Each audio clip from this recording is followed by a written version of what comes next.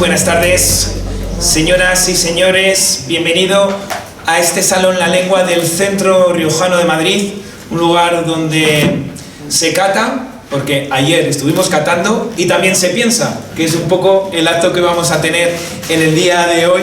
Y bueno, pues para mí es un auténtico honor que se lleve a efecto esta presentación con la UNED Investiga y con las conversaciones que ya mantuvimos hace un tiempo con Josefina Martínez Álvarez, que es profesora titular de la Universidad de la UNED, para presentar este libro de los 50, la Revolución Portuguesa 50 años después. Y es que son 50 años del inicio de la democracia en Portugal, pues supone un antes y un después de la dictadura que teníamos de Salazar. Les tengo que decir que este acto se lleva a cabo hoy en estos salones gracias a que el Vicerrectorado de Investigación de la UNED pues quiere llevar a cabo esta serie de iniciativas para sacar a la calle todo lo que se investiga en la universidad. Y yo creo que bueno, pues es una fantástica idea, y que hoy podamos hablar de este tema pues tan universal aquí en nuestros salones del Centro Riojano de Madrid. Este libro, que está coordinado por dos autores, como la citada Josefina y también Juan Carlos Jiménez Redondo, que es catedrático de Historia Contemporánea en la Universidad San Pablo CEU.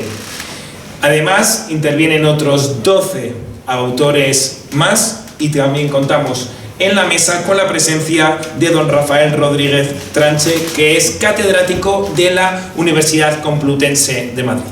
Así que, bueno, les doy la bienvenida a todos ustedes a este Salón de la Lengua. Reitero mi agradecimiento por su presencia, y yo, bueno, pues tengo otra serie de compromisos, de manera que, pues de una manera bastante me tengo que ausentar y no voy a poder acompañarles como era mi deseo de inicio en la tarde de hoy. Así que, sin más dilación, les cedo el turno de la palabra. Creo que Josefina va a intervenir, ¿no? Josefina. Muchas gracias.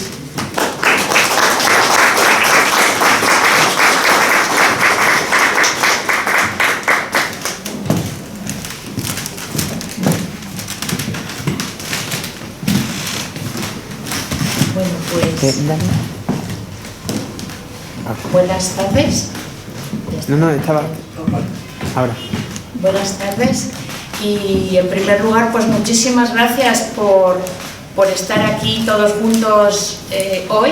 Gracias sobre todo al Centro Riojano, que de muy buen grado aceptó la propuesta que le hicimos de presentar aquí este libro que hemos preparado entre muchos profesores de universidades españolas y también portuguesas. Y bueno, quiero dar las gracias a todos los que habéis venido, porque si no, no tendría ningún sentido que hiciéramos esta presentación de nuestro libro. El Vicerrectorado, como ya ha dicho José Antonio Rupérez, tiene como una nueva actividad, y es que la investigación que hacemos en las aulas, y que durante mucho tiempo ha estado dentro y entre las aulas, pues ahora que salga a la calle y que ahora pues todos los ciudadanos puedan conocer qué es lo que hacemos en la universidad. No solo damos clases, sino que también investigamos. Entonces, pues estamos dentro de este programa. Hemos pensado que podía ser una buena idea el presentar este libro. Este es un libro que la idea es para los investigadores. No os creáis que es fácil el publicar un libro. Parece que uno escribe en 2 minutos, que luego el libro sale y ya está. No. Los libros llevan mucho trabajo, de mucho tiempo, y luego tienes que ir con el libro por las editoriales pidiendo que por favor que te lo publiquen. Pero este no ha sido el caso de este libro. En esta ocasión el editor, Ramiro Domínguez, le pidió al profesor Juan Carlos Jiménez que por favor que escribiera un libro sobre la Revolución de los Claveles. Él es un gran experto, es uno de los mayores expertos que tenemos en España sobre la historia de Portugal. Y bueno, pues él amablemente contó con todos nosotros. Entonces hicimos un libro colectivo en que cada uno de los autores pues fuimos contando un poco nuestra especialidad en relación con Portugal. Entonces, en este libro hemos intervenido 12 investigadores de 6 universidades españolas y 3 portuguesas, ¿no? Y el libro, voy a hacer un poco de spoiler, pero más que nada es no es un spoiler, es una sinopsis para que podáis interesaros por él, porque ha sido, la verdad, que un trabajo muy bonito, ¿verdad? Que nos ha gustado mucho a todos el escribirlo, porque tiene mucho que ver también con nuestra historia personal, ¿no? Muchos de los que estáis aquí vivisteis el momento de la Revolución de los Claveles, cómo estábamos y qué esperábamos y cómo nos observábamos qué pasaba del otro lado de la raya, ¿no? Entonces, en este libro nos hemos hecho un montón de preguntas que cada especialista ha respondido según su área de conocimiento o su investigación, ¿no? Entonces, el libro está dividido en 2 partes.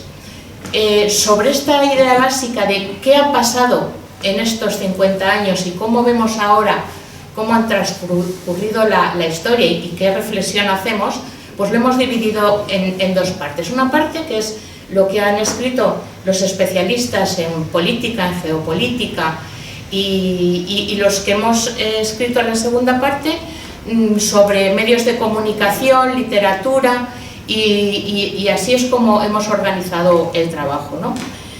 Entonces, en la primera parte, de los 7 autores que han escrito, pues el primer capítulo es del profesor Jiménez, que no os lo voy a desvelar, pero que él mismo os va a contar a continuación cuáles son sus reflexiones sobre estos 50 años que han transcurrido en Portugal y también en comparación con España. Buenas tardes, profesor Cairo. Ya ha costado aparcar. Llegar. Bien, precisamente el profesor Cairo es el siguiente autor que también ha hecho un segundo capítulo sobre la geopolítica de lo que estaba afectando a nivel de política internacional en este momento en que tenéis que tener presente que justo era la Guerra Fría. Entonces, Portugal, esta revolución que hay, tiene muchas connotaciones y mucha importancia en todo Occidente, porque el posicionamiento entre Estados Unidos y Rusia pues va a ser un punto que va a estar definiendo lo que está ocurriendo también, y una injerencia extranjera importante de lo que está sucediendo también en Portugal, ¿no? Bien, entonces sí, hay este aspecto geoestratégico. Si Juan Carlos, solamente voy a deciros un segundito que él analiza sobre la calidad democrática comparando la española y la portuguesa, de si por ruptura o por reforma, qué es lo que ha sido más importante, y es un tema muy interesante en política, en historia política, para debatir cuál es la calidad democrática. Entonces, el siguiente capítulo que vamos a ver es el que ha escrito Ignacia Rezola, que ella explica cómo interactuaron las 2 fuerzas políticas que hay, los militares y la sociedad civil, y cómo van amoldándose a hacer posible para llegar a hacer una constitución y a unas elecciones generales, ¿no? Bien, también hemos estado planteándonos, y el profesor Antonio Costa y un compañero suyo, André París, han pensado y han escrito sobre cuál ha sido el legado de la revolución y lo difícil que ha sido gestionar, por un lado, lo que es la tradición y el legado y lo que ha supuesto la dictadura de Salazar, y a la vez el legado revolucionario, y cómo han conseguido en Portugal unir ambos legados para construir su propia identidad nacional, ¿no? ¿Cómo lo han hecho? Pues la respuesta que él da es en un ambiente de conciliación nacional, ¿no? viendo y analizando y aceptando ambas situaciones que están en el background de la política y de la historia de Portugal. Gregorio Sabater, un profesor de la Universidad de Sevilla, también se planteó que cuáles fueron las influencias de la transición española en Portugal. Como son procesos que se producen de forma paralela, pues también hay cosas que nosotros mirábamos, el gobierno y la sociedad española miraba a Portugal, pero a la vez Portugal también se fijó en cosas españolas, ¿no? En cosas de cómo iba produciéndose la transición española. Y entonces, cosas importantes que él analiza, pues es, por un lado, la reubicación de los partidos políticos, cómo van cambiando su ideología y su forma su propia estructura para adecuarse a la estructura de los partidos europeos y poder integrarse a partir de la entrada en la Unión Europea de los partidos para hacerlos más concordantes con la estructura de los partidos europeos. Y luego, pues en la propia Constitución también hicieron un cambio observando la Constitución española, ¿no? Ellos sustituyeron el Consello Revolução, que era más bien una especie de gabinete militar, por lo que nosotros teníamos recogido en nuestra Constitución, ¿no? Que era el Tribunal Constitucional y el Consejo de Estado. Bueno, pues ellos hicieron esta adecuación, ¿no? Luego, el profesor Isidro Sepúlveda, otra cosa que se planteó fue cómo se fue gestionando el discurso nacionalista, ¿no? ¿Qué es lo que se utilizó de los elementos de la tradición? ¿Cómo se va reinventando o reubicando esa idea de lo que es Portugal, una vez que ha tenido que dejar todo su imperio y circunscribirse a lo que es la zona peninsular, ¿no? Entonces, él analiza que son tres elementos básicos los que van a mantener esta identidad portuguesa, ¿no? Esta identidad nacional, que es la demografía y la geografía ibérica, la comunidad idiomática y cultural, en la que incluye pues todo lo que ha sido el universo portugués, pero que tiene esa relación, y pone el acento en los descubrimientos. O sea, no abandona, cambia un poco la idea esa de imperio y le da un valor a lo que Portugal ha descubierto y que en este momento ha servido para el desarrollo de la propia Europa, y es lo que Portugal aporta a la comunidad europea, ¿no? Bueno, la segunda parte la dedicamos más bien a la imagen y a los símbolos del 25 de abril. Y hay dos capítulos dedicados a la prensa, dos al cine y uno a la literatura. En los dedicados al cine, bueno, yo hago una comparativa entre esta identidad nacional que tiene que ver, que se representa en la cinematografía de los dos países. Entonces hay una enorme diferencia, puesto que desde la Revolución hasta aquí, y en España desde el 76, pues hay en Portugal 41 películas que trata este tema de los descubrimientos, el tema de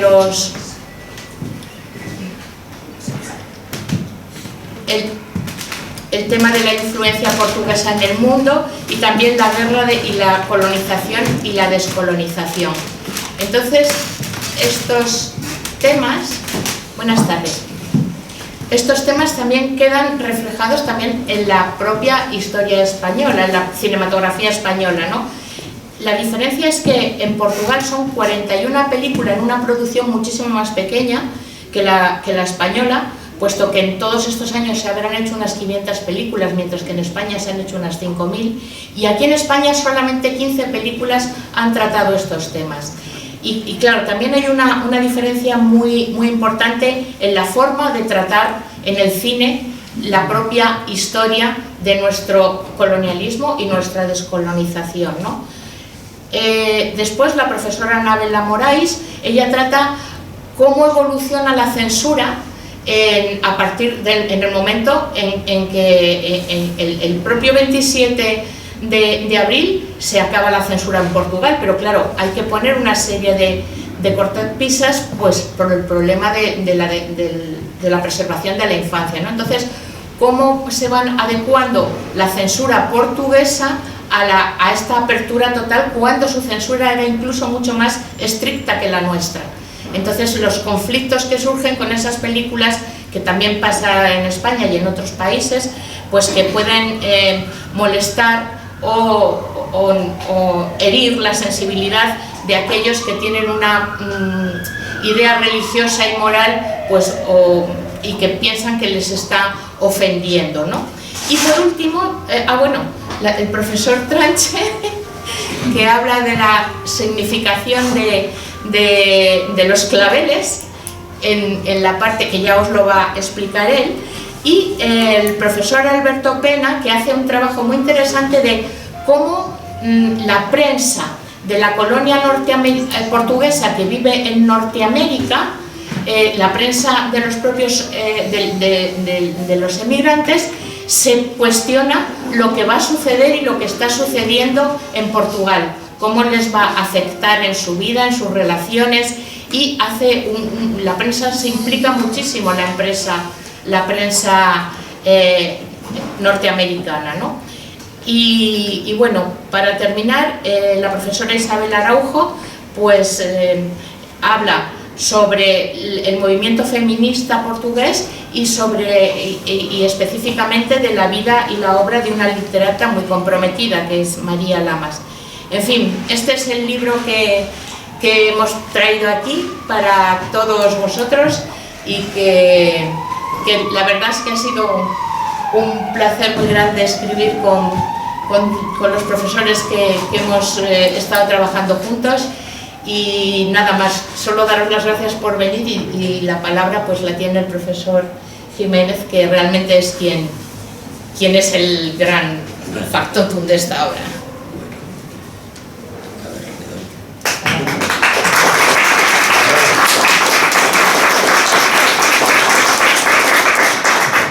Bueno, muchas gracias. No sé si está dado, porque no tengo ni idea si esto funciona.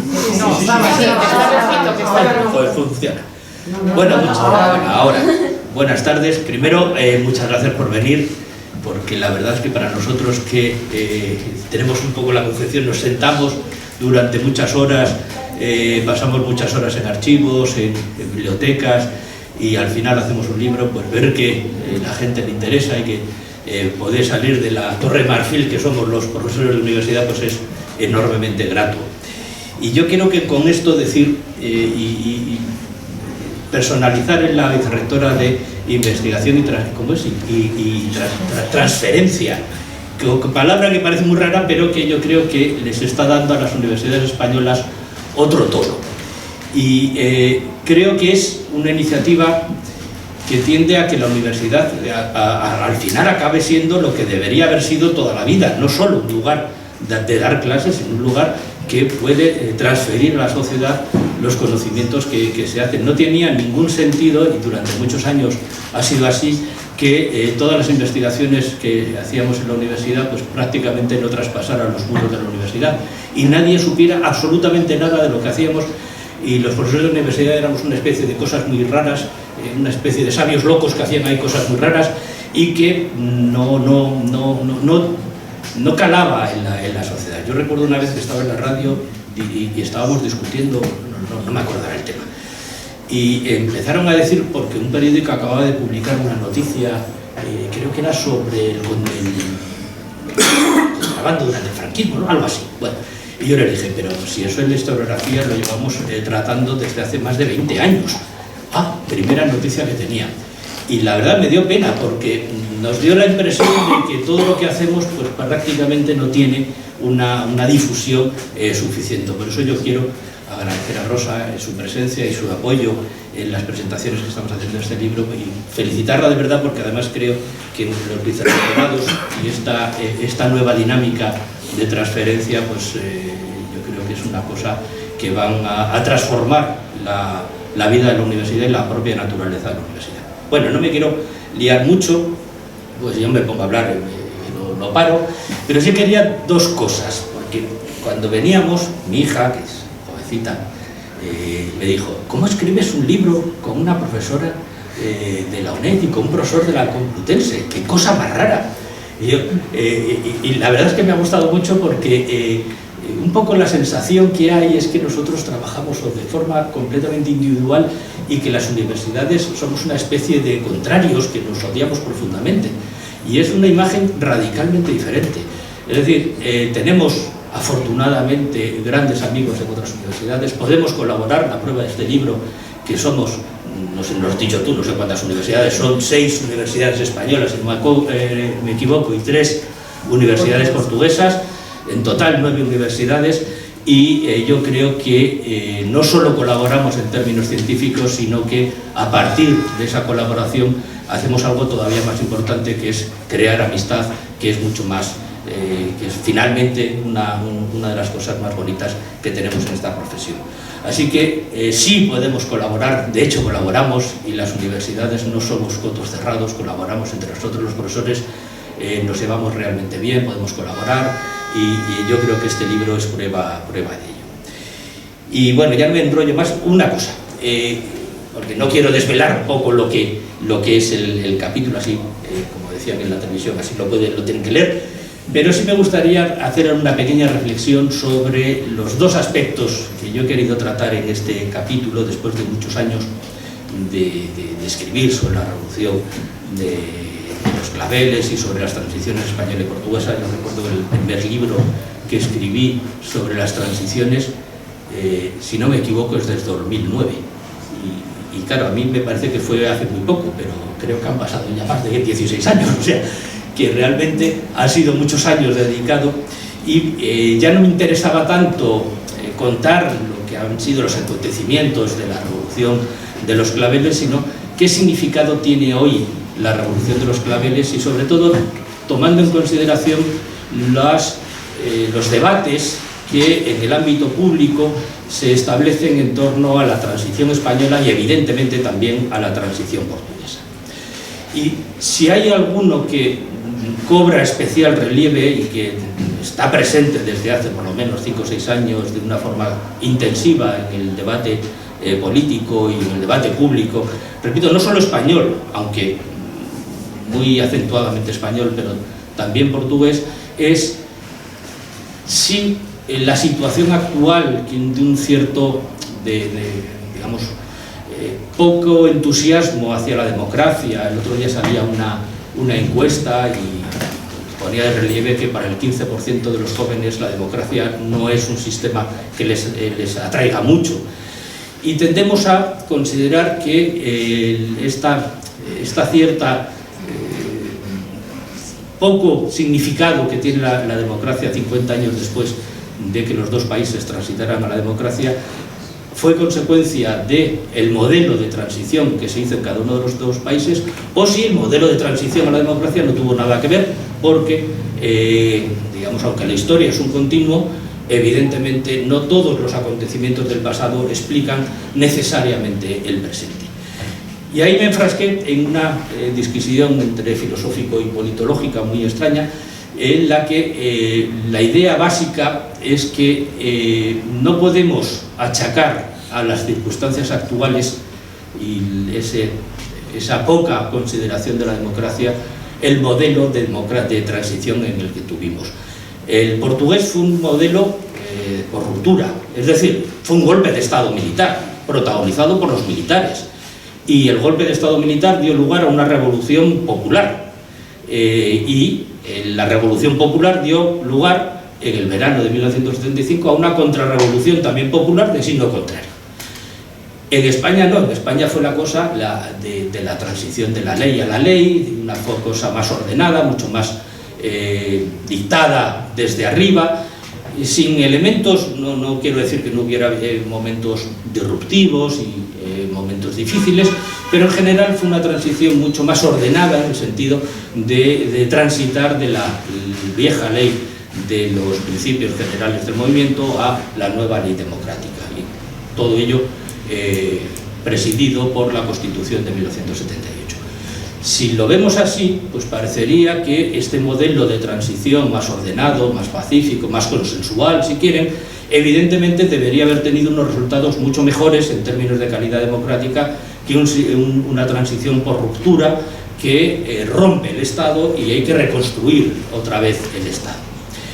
Pero hay otros autores que piensan, y no creo que les falte razón, y tienen digamos, un cierto elemento, por lo menos para reflexionar, que dicen que ese modelo español de transición por reforma lo que hizo fue que perduraran muchos elementos, muchas instituciones, muchas cosmovisiones propias de la dictadura, mientras que en Portugal la ruptura lo que acabó radicalmente fue con la propia dictadura, y lo que se crea a partir de 1974 es un nuevo Portugal democrático no contaminado por los viejos resabios de la dictadura. Yo he sometido a un intento de análisis estos dos elementos, viendo no solo el periodo revolucionario, el momento revolucionario y la transición española desde la muerte de Franco, sino a lo largo del tiempo de una forma más dinámica, viendo cómo han sido algunos elementos propios de las dos democracias. Y en resumen, para no aburrirles mucho, mi conclusión la podía haber dicho antes de hacerlo, porque evidentemente la conclusión es que el modelo democrático no tiene incidencia en la calidad democrática. El hecho de que hoy no estemos insatisfechos con el gobierno, con el sistema, con lo que tal, no tiene nada que ver con los momentos, con la forma de hacer la revolución. Y la prueba más evidente es que los mismos síntomas de agotamiento, de decaimiento de la democracia se dan en Portugal que se dan en España. Se dan en Brasil o se dan en Chile. Es decir, tenemos muchos ejemplos de formas de transitar a la democracia que han generado modelos luego democráticos sustancialmente diferentes. Por tanto, esa idea de que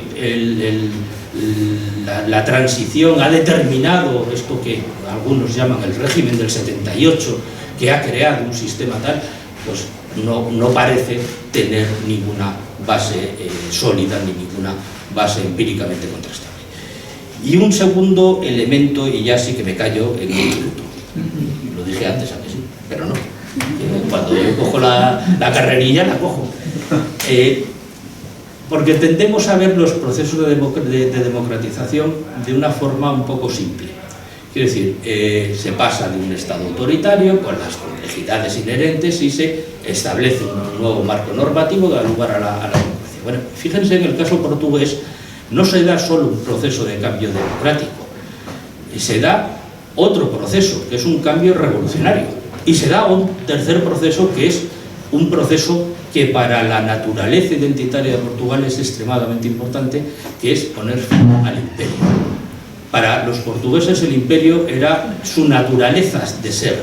Ellos siempre, su elemento identitario básico eran dos, y además eran las dos caras de la moneda. Por una parte, el imperio es lo que nos hace grandes, y por otra parte, lo que tememos, que es España. Nosotros no queremos ser españoles, pero el imperio es lo que nos garantiza, nos da la fuerza suficiente para poder oponernos a la presión que siempre ejerce España.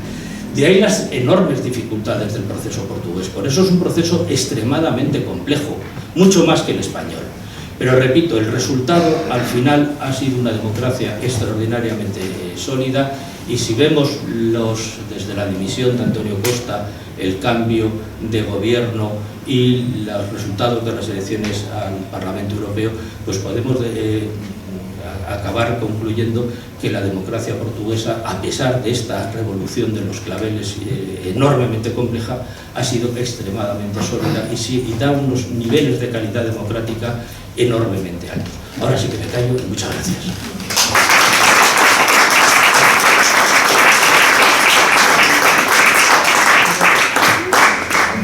Bueno, pues el profesor...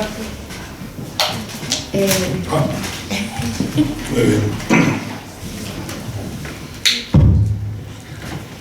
Bueno, el profesor Heriberto Cairo es catedrático de Ciencia Política en la Universidad Complutense. Así que, por favor, pues tiene la... Bueno, primero disculparme por haber llegado tarde, que es Lo que pasa es que hice un mal cálculo del tráfico en Madrid. Y bueno,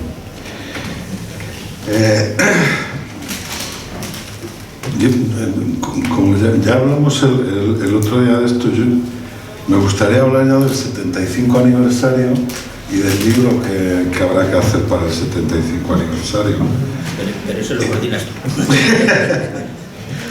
Y yo ya anuncio que me paso a vuestra parte de imagen y demás. Ya desde hacía tiempo tenía ganas de trabajar sobre algunas de las películas del régimen del Estado Novo. Hay una que me fascina especialmente, que solo quedan, creo que unos fragmentos, que se llama Feitiço de Imperio, Hechizo Imperial. Y me fascina porque lo que estaba contando Juan Carlos antes, esa transformación que ocurre a partir de abril del 74 en Portugal es así. O sea, para ellos el imperio, o al menos es lo que intentaba Salazar, y creo que tenía cierto éxito, intentaba contarlo, transmitirlo, y tenía cierto éxito en que los portugueses lo adoptaban en la idea de que el imperio era la nación, y que entonces la nación empezaba al sur del río Miño y terminaba en el océano, entre el océano Índico y el Pacífico, en Timor. Bueno, es en nuestros días creo que nadie entendería como viable una unidad política de este tipo, pero bueno, era el final. Piensen que en el 74 ya no quedaban apenas imperios, eran restos de los antiguos imperios, pero hasta entonces, pues bueno, sí era razonable pensar, y los franceses parece que todavía piensan que tener unas islas en el Océano Pacífico, en Nueva Caledonia, pues forman parte de la nación francesa, lo cual, bueno, por lo menos es discutible, y los que viven y nacieron allí pues lo entienden como contradictorio. Bueno, pero sobre el feitiço de imperio ya hablaremos en el futuro. Un poco lo que intento contar yo en mi capítulo, y que yo creo que permite pues entender bastante bien lo que tanto Josefina como Juan Carlos han mostrado de los cambios políticos y demás, es que lo que se produce es una revolución que tiene que ver con, digamos, en términos temporales, hay un periodo revolucionario entre el 25 de abril del 74 y el 25 de noviembre del 75, que me atrevería a decir que desde la revolución, pues prácticamente del 17, es el único proceso revolucionario que existe en Europa, digamos, en términos de llegar a alcanzar el poder, o de estar en esa antesala de una transición a otro régimen. Obviamente el 25 de noviembre, una de las fuerzas que participaba con dudas en el proceso revolucionario, que era el PCP, el Partido Comunista Portugués, pues pacta una contención de ese proceso, pacta con las fuerzas, con el Partido Socialista y con las fuerzas democráticas más conservadoras, porque realmente está siendo desbordado por su izquierda, por los capitanes de Abril, pero también por los movimientos sociales que desatan ese momento revolucionario. Es una revolución, si el 17 se enmarca digamos, en un momento de modernización, de industrialización masiva en Europa, en el sistema mundial, yo creo que la revolución del 74, la revolución del 25 de abril, es fruto también de eso que se conoce como el mayo del 68. No es digamos, las consecuencias más posmodernas del mayo que podemos interpretar ahora, sino el intento de superar precisamente ese mundo que los situacionistas del mayo del 68 planteaban, que querían superar la alternativa entre el imperio estadounidense y el imperio soviético, que dejaba absolutamente sin vías de expresión a los europeos, pero en general a los habitantes del resto del planeta. Bueno, estos 18 meses condensan entonces, yo creo, procesos que hay que entender en tiempos más largos. De hecho, yo creo que, insistía en esto en el momento de la otra presentación, yo creo que hay que entender que el proceso, el golpe de Estado del 25 de abril del 74 no se puede entender sin lo que ocurre en 1961, que es el inicio de la guerra colonial. La revuelta en Angola, los primeros enfrentamientos armados en Angola, lejos de arredrar al régimen salazarista, pues le conducen a una movilización masiva y a enviar al ejército a esta guerra colonial. Y ahí es donde se fragua el golpe, en todo el periodo de la guerra colonial, y especialmente en los estamentos intermedios, porque el ejército portugués le ocurría un poco lo que al ejército español también de aquella época. Había muchos generales, había muchos digamos, oficiales de alto rango, había tropa también bastante abundante, aunque en el caso de Portugal huían masivamente para escapar del reclutamiento, porque bueno, no era como en España, que lo peor que te podía suceder era que te destinaran a Ceuta o a Melilla, por lo menos en mi generación, en el sentido de que estaba lejos y era problemático mantenerlo, pero en el caso de Portugal te podían destinar a Angola o a Guinea, donde la guerra no era algo lejano, se estaban pegando tiros allí, ¿no?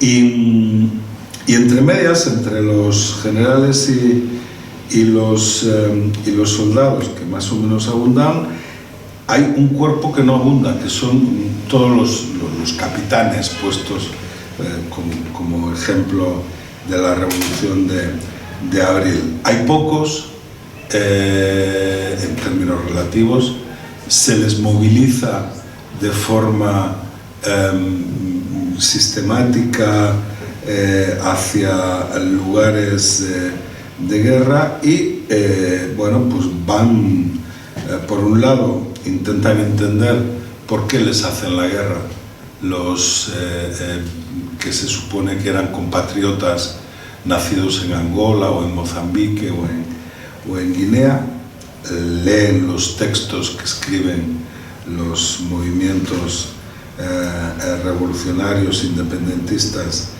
de estos lugares y reflexionan sobre su papel, sobre lo que hace y sobre el futuro de Portugal. Y eso es lo que lleva al 25 de abril, no hay que pensarlo en otros términos.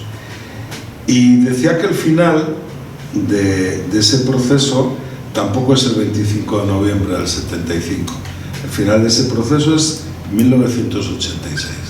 Es la entrada en la entonces Comunidad Económica, Comunidad Europea, ya no era económica, que entran España y Portugal a la vez, y donde se consolida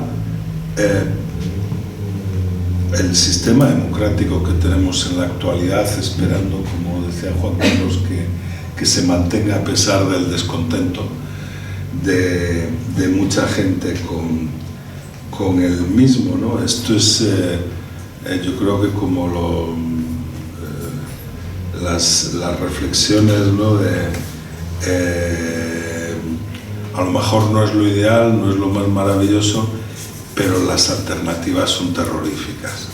Entonces, creo que el mantener y afianzar el sistema democrático tanto en España como en Portugal es una tarea fundamental, y los que lo amenazan, pues como mínimo son unos irresponsables. El otro aspecto que intentaba marcar en el artículo es el carácter de Portugal en ese momento, y quizás todavía ahora, dentro del sistema mundial. Es decir, Portugal no es un país como Alemania, Francia, el Reino Unido, Estados Unidos, etcétera, etcétera, que bueno, son o han sido potencias hegemónicas, que son potencias centrales dentro del sistema mundial, sino que Portugal lo que desempeña es un papel intermediario, fundamentalmente durante mucho tiempo, entre las colonias y los países centrales, como el Reino Unido o como Alemania o Francia. Y bueno, pues en la actualidad también en buena medida es intermedio entre las antiguas colonias, la comunidad de países de lengua portuguesa, la CPLP, pues viene a funcionar también un poco con ese sentido. Yo no lo llamaría semiperiferia, aunque en el capítulo hablo de Portugal como semiperiferia, yo creo que son más bien semicentros, pero tampoco quería entrar en esa discusión en un texto que bueno, pues lo que hacía referencia es fundamentalmente a esto. Y Josefina me llamó la atención la otra vez en cuanto a las consecuencias, ¿no? de lo que había ocurrido en Portugal y en Francia.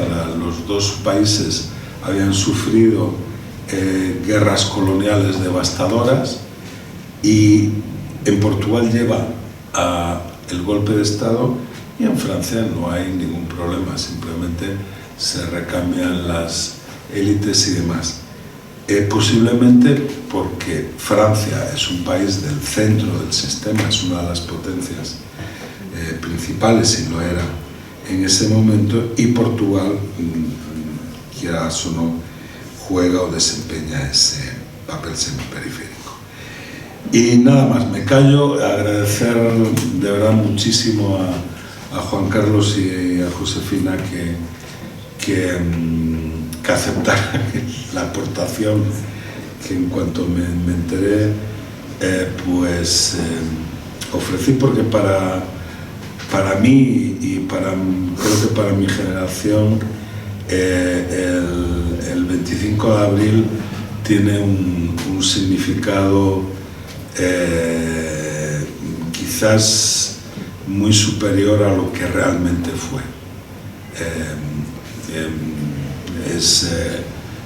Venía a ofrecer soluciones a problemas que parecía que era imposible de superar en esos momentos, y la verdad es que aquello no sé si era respecto a Lisboa o a qué ciudad se decía, pero que Lisboa era una fiesta en el 74 y el 75, puedo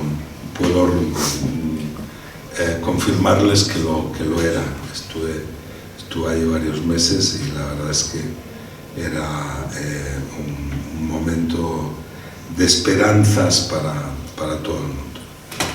Gracias.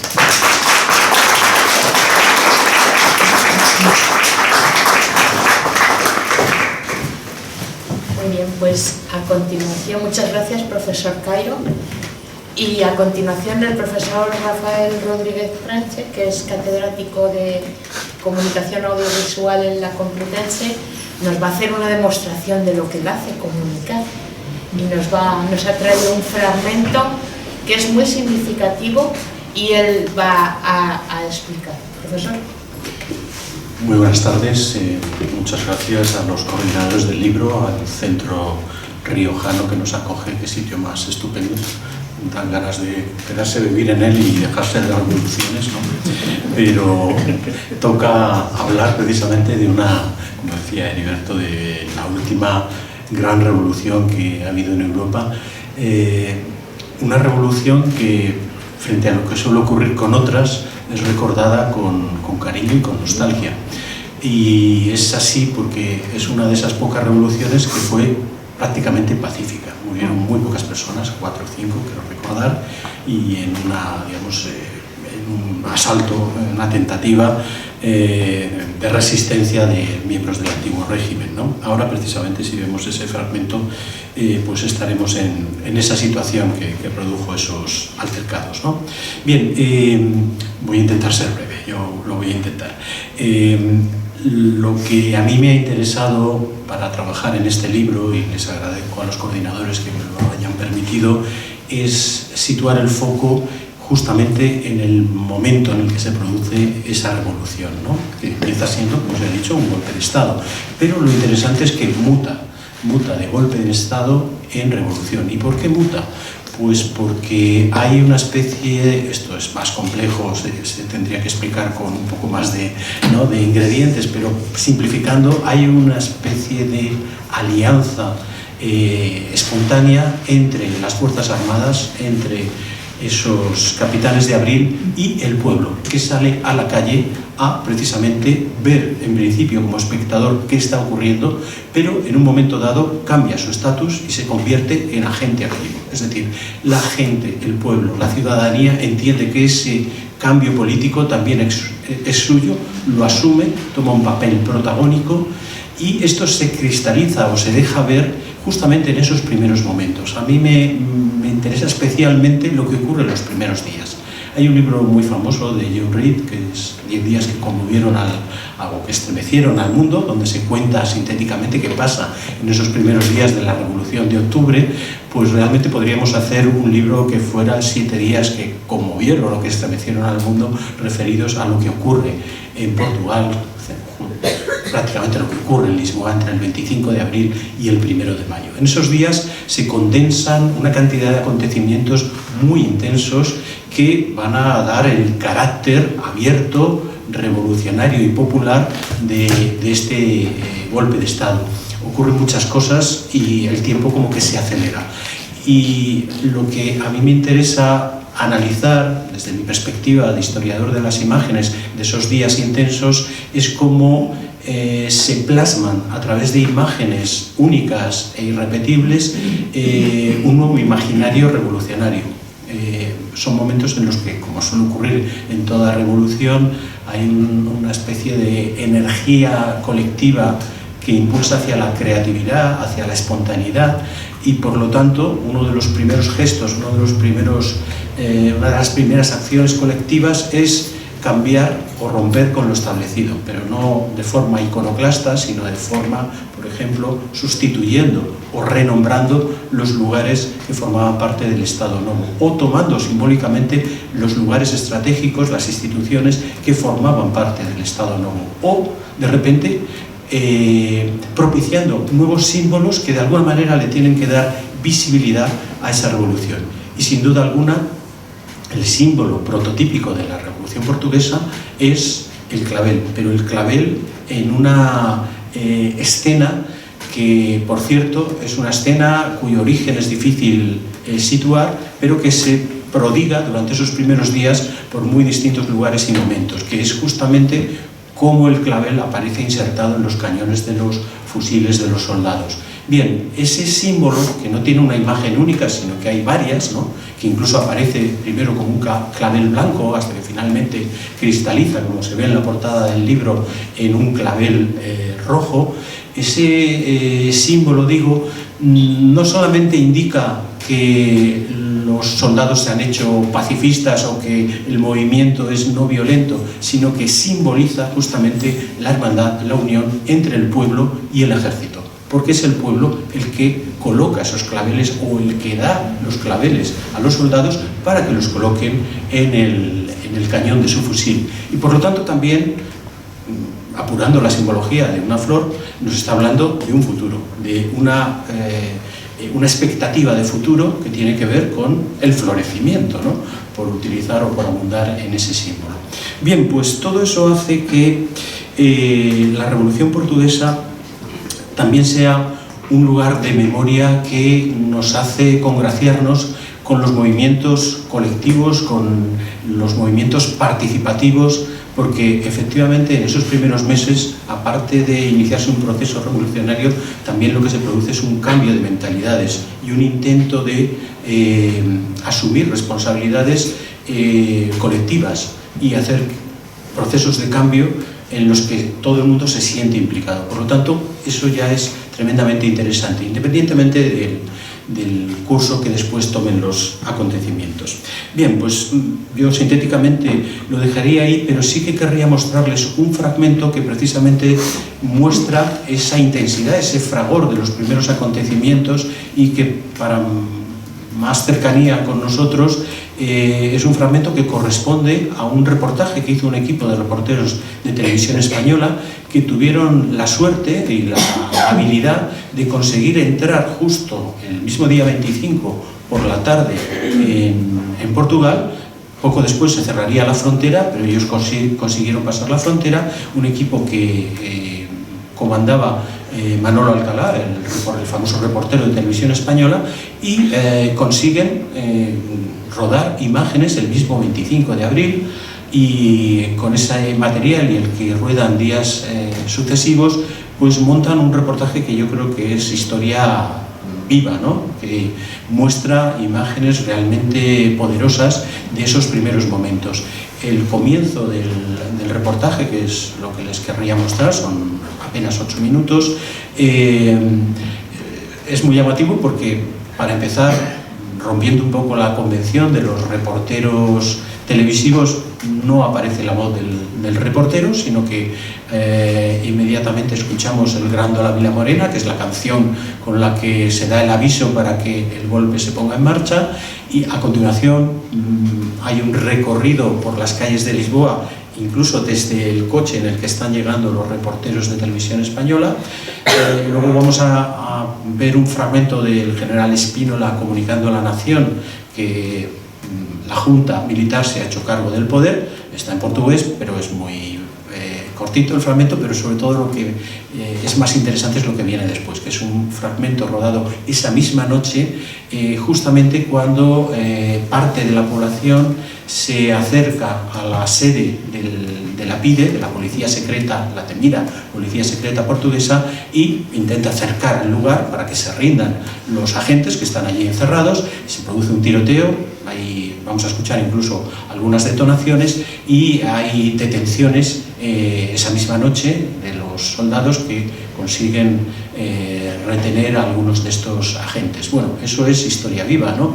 Y creo que es una manera de recordar con imágenes muy vívidas, valga la redundancia, cómo fueron esos primeros días del 25 de abril. Así que, si les parece, vemos ese fragmento y ya con eso, por mi parte.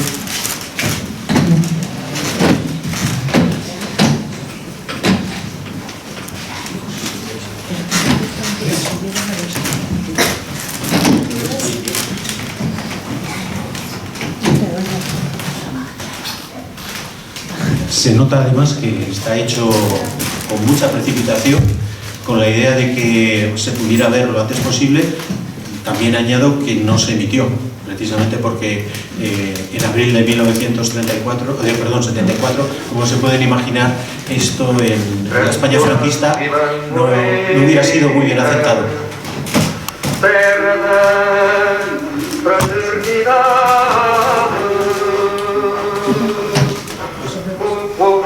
Mais coordena dentro de ti a cidade, dentro de ti a cidade, o povo é quem mais ordena, terra da fraternidade, Grândola Vila Morena.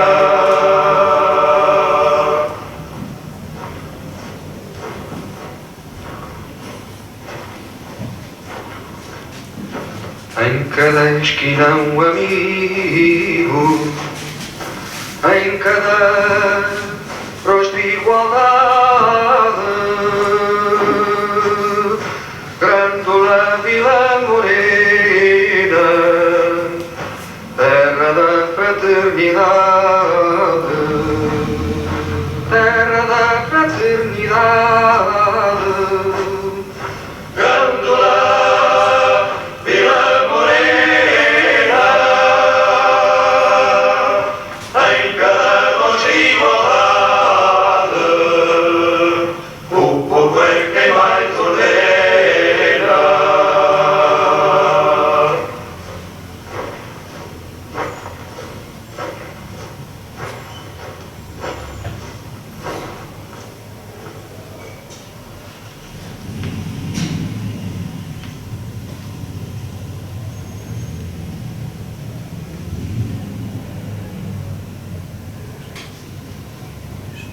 e de dirigir o país para a definição e consecução de verdadeiros objetivos nacionais, assume perante o mesmo o compromisso de garantir a sobrevivência da nação como pátria soberana no seu todo pluricontinental, promover desde já a consciencialização dos portugueses, permitindo plena expressão a todas as correntes de opinião, em ordem a acelerar a constituição das associações cívicas que hão de polarizar tendências e facilitar a livre eleição por sufrágio direto de uma Assembleia Nacional Constituinte e a seguinte eleição do Presidente da República.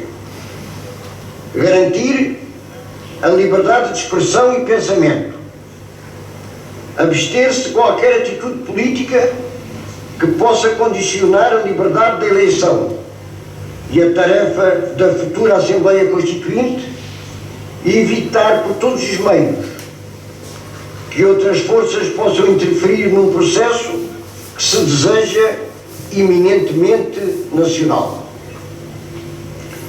Pautar a sua ação pelas normas elementares da moral e da justiça, assegurando a cada cidadão os direitos fundamentais estatuídos em declarações universais e fazer respeitar a paz cívica, limitando o exercício da autoridade à garantia da liberdade dos cidadãos.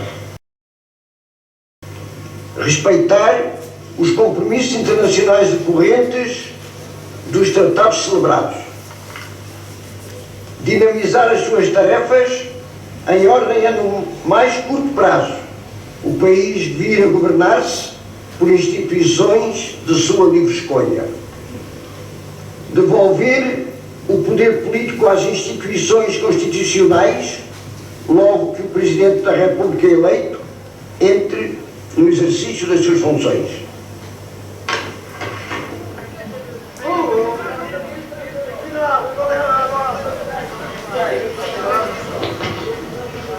Querem estar mais espertos, não?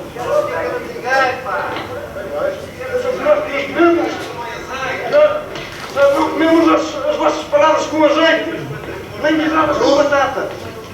Sim! Pá, não meu bem, pá. Então não matar aqui o função.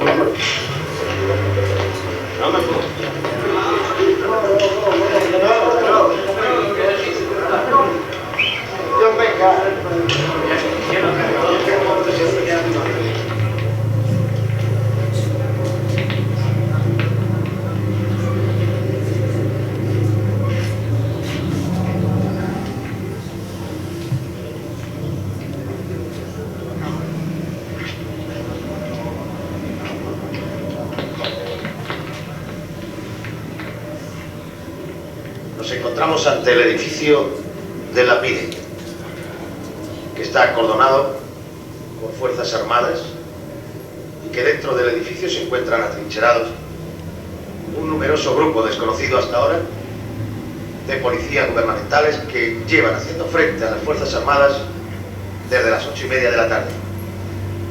En el primer enfrentamiento entre los miembros refugiados de la PIDE en el edificio de su organismo, en el primer enfrentamiento con las Fuerzas Armadas hubo que lamentar alguna víctima. No se sabe el número determinado de ellas y un numeroso grupo de heridos, porque los miembros de la PIDE dispararon contra un numeroso grupo de manifestantes que pasaban por la calle en aquel momento. Inmediatamente el edificio fue acordonado por las Fuerzas Armadas y que a estas horas de la madrugada, 2:30 o 3 de la madrugada, hora portuguesa, todavía no han conseguido desalojar el edificio sede de la PIDE.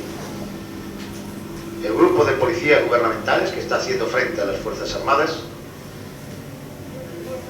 está escapando, algunos miembros de ellos, a través de los tejados. Não peço para escutar, pá. Atenção de cá aqui, pá.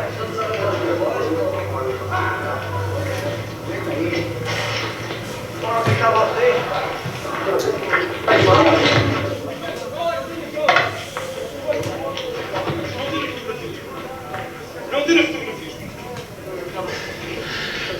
Acaban de detener las Fuerzas Armadas a un miembro de la PIDE que se encontraba refugiado en el edificio.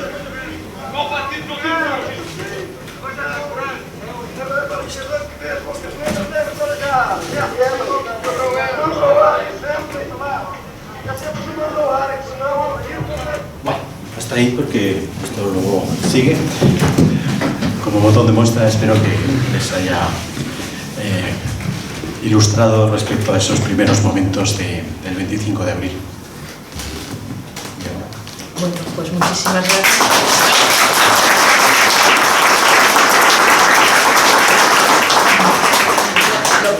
Lo pueden ver porque está en YouTube, entonces es todo el reportaje que hacen.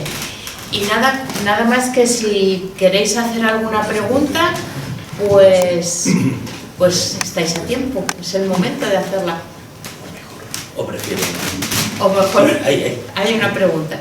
Sí. Bueno, en primer lugar, enhorabuena por este súper trabajo, ¿no? Y por la iniciativa de la universidad de difundir y divulgar las investigaciones que tan importante es, ¿no? Porque a veces no sé, que no llegue a la sociedad todo lo que trabajáis, todo lo que investigáis, se pierde y realmente no conocemos bien la historia.